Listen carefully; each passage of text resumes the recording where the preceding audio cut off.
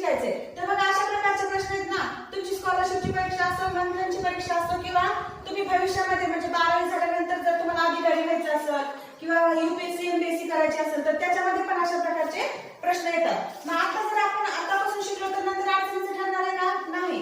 तर बघा आता या आहे चौकोन, याची संख्या किती आहे? एकच आहे, हो की नाही?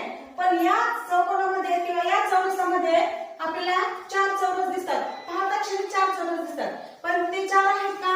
नाही. तर त्याची संख्या जास्त आहे. मग आता हे चौरसांची संख्या कशी मोजायची?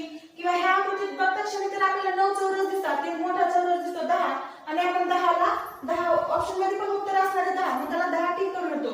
पण ऍक्च्युअली मध्ये